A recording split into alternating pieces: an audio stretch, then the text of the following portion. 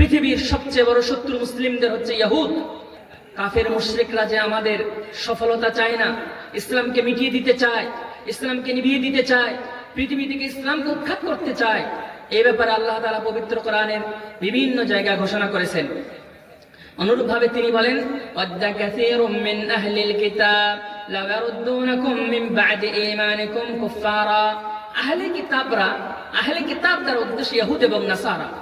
এরা সব সময় চায় যে লাউ ইয়ারুদ্দুনাকুম মিন বা'দি ঈমানিকুম কুফফারা, মুসলিমরা তোমরা ঈমান আনার পর তোমরা আবার যেন কাফের হয়ে যাও।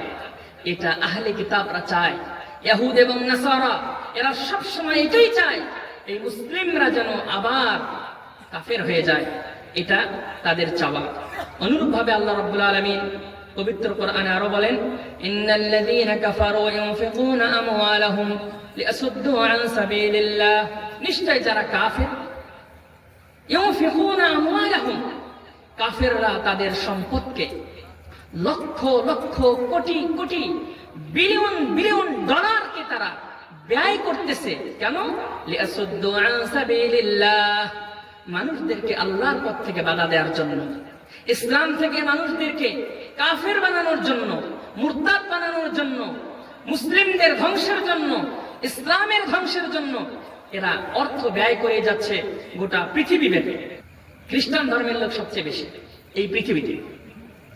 খ্রিস্টানরা চায় এই পৃথিবীতে তারা আধিপত্য বিস্তার করবে, তাদের শাসন চলবে, এটা তাদের চাওয়া।